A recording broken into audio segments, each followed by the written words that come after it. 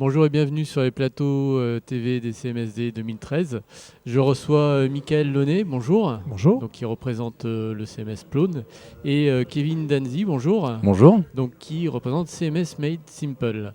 Alors on va commencer par un petit rappel un petit peu de l'histoire de ces deux CMS. Kevin, est-ce que vous pouvez commencer un petit peu CMS Made Simple, il vient d'où? Alors, CMS Made Simple a été créé en 2004 par un Américain qui s'appelle Ted, qui a mis à disposition d'open source son code, donc CMS Made Simple qui est basé sur PHP et MySQL. Et donc, c'est une communauté qui s'est formée tout autour, qui est principalement européenne, même si, je dirais, les personnes qui dirigent, qui chapeautent un peu le projet, restent canadiennes et américaines. D'accord, c'est l'origine du projet, ouais. Voilà. Okay.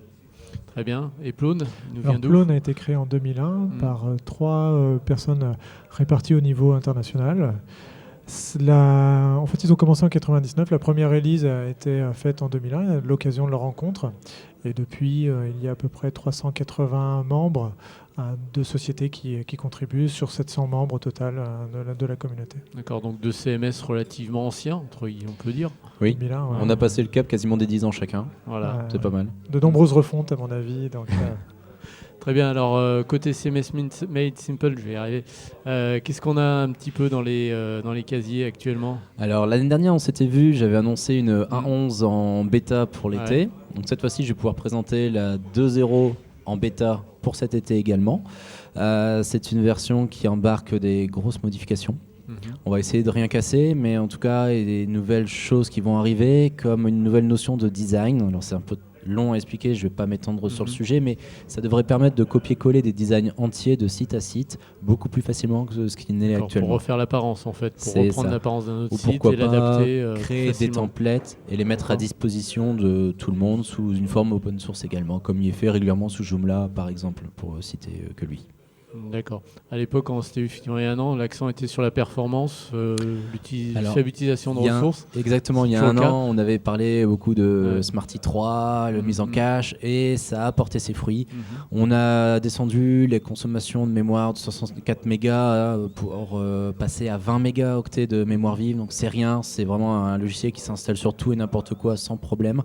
En place, une fois déployé, on a une application qui prend 20 mégaoctets, donc c'est rien non plus. Enfin, n'importe quel hébergement web de nos jours permet l'accueil de CMS Made Simple.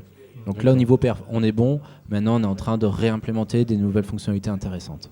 D'accord, très bien. Et côté Plone, alors Plone, la version 4.3.2 est sortie courant avril, en fait. Donc là, un grand travail de nettoyage, des choses qui étaient dans le cœur qui partent dans des modules. Donc en fait, on va dire que depuis 2001, beaucoup de choix architecturaux ont été faits. Maintenant, on commence à en passer plusieurs qui étaient dans le cœur et qui du coup se retrouvent en doublon, triplé, etc. sont mis dans des modules, ce qui fait que les gens peuvent continuer à utiliser ces anciennes architectures, mais elles ne sont plus présentes dans le cœur. D'accord. Du coup, ils doivent charger le module qui correspond à leurs anciens développements s'ils veulent continuer à utiliser ce genre de choses. On va dire un épurement entre guillemets du cœur. Je dirais que déjà avec la version 3, il y avait eu un sacré épurement. On continue sur cette lancée-là avec la version 4. Donc le nombre de lignes de code continue à diminuer, du coup les performances augmentent. Et l'idée c'est d'aller jusqu'à où? C'est quoi l'objectif? C'est, je dirais, le plus rapide possible, le plus simple possible. Donc vous êtes sur le même créneau en fait. Finalement, vous rejoignez. Je pense que le but de toute façon c'est de toujours offrir à l'utilisateur une solution qui soit vraiment performante, qui corresponde à ses besoins. C'est pas toujours évident parce que tous les besoins sont différents. Et s'assurer qu'on fasse pas un code qui nous plombe à l'avenir. Et en ça, le refactoring est très important. Surtout qu'il y a de nouveaux enjeux tels que tout ce qui est les smartphones, etc. Donc il faut trancher sur des anciennes technologies pour pouvoir avancer vers les nouvelles. Donc le nettoyage obligatoire. On y passe tous. Ouais. Et donc, alors on a vu où on en était aujourd'hui en termes d'évolution. Aujourd'hui, donc on a parlé système de templating. Vous avez déjà une idée après pour la suite ou pour l'instant? Alors il y a toujours des choses qui sont dans les tuyaux. On en avait peut-être déjà parlé l'année dernière. C'était la modularité. On a évoqué rapidement avec Plone. C'est rendre tout, et je dirais quasiment n'importe quoi, modulable. pour permettre à l'utilisateur, s'il n'est pas satisfait de ce qu'on lui a proposé par défaut, de pouvoir le remplacer. Donc le meilleur exemple qu'on ait actuellement, c'est la volonté de laisser la possibilité de remplacer le système d'authentification au back-office. C'est pas encore fait, parce que ça prend beaucoup de temps, mais ça pourrait être intéressant que demain, une personne installe un module lambda pour pouvoir faire SSO, ce qu'actuellement ne fait pas SMS Simple de manière naturelle. Donc du LDAP, du SSO, on peut imaginer n'importe quelle solution, quitte à aller se plugger sur une base de données MongoDB, je sais pas pourquoi, parce qu'envie, ou sur de l'Oracle, voilà, avoir son propre connecteur à côté. D'accord. Donc ça, c'est dans les tuyaux. Ok. Et côté Plone, à venir?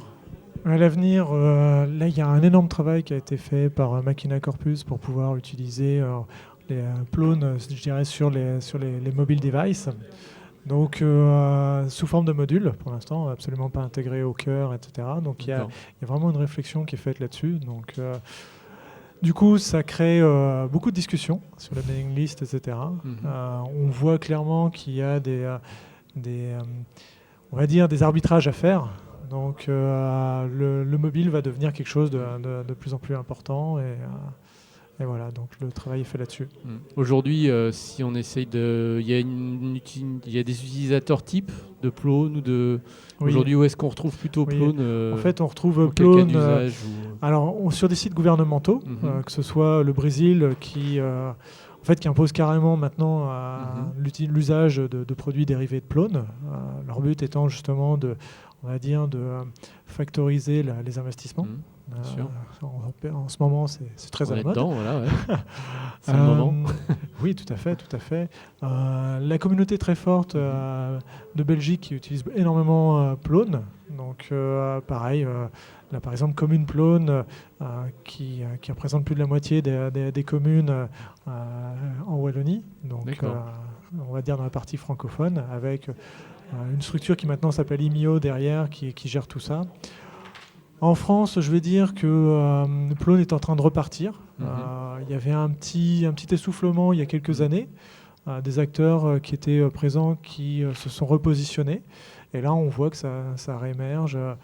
Alors, l'intérêt de Plone, c'est surtout sa capacité à quitter le monde du CMS pour faire de la GED ou des choses comme ça. Ce qui fait que la personne qui a investi dedans sait qu'elle ne va pas être bloquée et à un moment donné peut partir vers d'autres choses. Et tendre vers d'autres fonctionnalités. Ouais, tout à fait. Et côté CMS Simple, c'est quoi où est-ce qu'on le retrouve aujourd'hui Alors, de notre côté, je dirais essentiellement sur... alors, on le retrouve, le site, on va le retrouver sur des PME, des PMI, voire parfois même des grosses sociétés. On a eu quelques exemples de grosses sociétés qui ont fait, par exemple, des sites événementiels. Ils avaient besoin d'un site qui soit performant, quasiment ready to dev, ready to deploy même.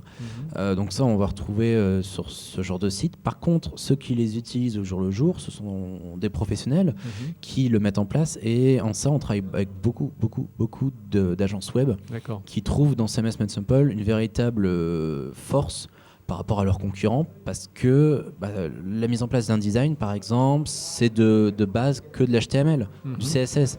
Quoi de plus naturel pour un designer d'aller placer son code là-dedans? Donc ça, c'est un gain qui est énorme pour le designer.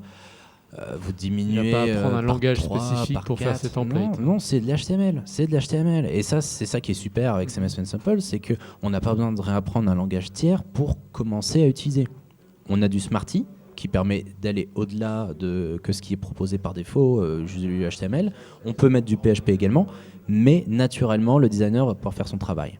Le développeur pourra utiliser le PHP, etc. Donc on travaille beaucoup avec les sociétés qui ont un besoin de faire des sites à moyen budget, à destination de sociétés qui n'ont pas forcément les moyens de mettre beaucoup d'argent.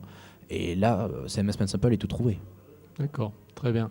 Un site où on peut trouver des informations sur Plone, sa communauté, sa documentation? En fait, il y a le site plone.fr. Au niveau documentation, tout ce qui est, il y a un effort qui est fait par la communauté francophone pour la documentation, comment développer, déployer, etc. en français. Une des URL d'entrée, c'est docs.creal.com, qui permet à la fois d'être pris à la main sur le déploiement, je veux développer un nouveau module, comment je fais pour le faire proprement, etc. D'accord. Et donc pour CMS Main Simple, On se retrouve sur cmsmedsample.fr. d'accord. On va avoir pas mal de liens qui vont diriger à droite et à gauche si besoin. On a le forum. Mhm. On a un annuaire professionnel maintenant avec quelques professionnels qui se sont inscrits volontairement où n'importe qui peut les contacter pour un devis. Pour D'accord. une demande d'urgence également, voilà, mon site a planté, je m'en sors pas, help, ou mon prestataire m'a lâché, donc ils peuvent retrouver des informations et de l'urgence en urgence à cet endroit-là. Et bien évidemment, il y a le wiki. Il y a le D'accord. wiki avec des vidéos, avec des tutos, avec beaucoup d'articles dedans qui, on l'espère, peut aider au maximum les utilisateurs. Sinon, il y a le forum. Ok, très bien. Bah, écoutez, je vous remercie pour toutes ces informations Merci. autour de vos Merci. CMS. Bon salon, à bientôt. Merci. À bientôt. Au revoir. À bientôt. Au revoir.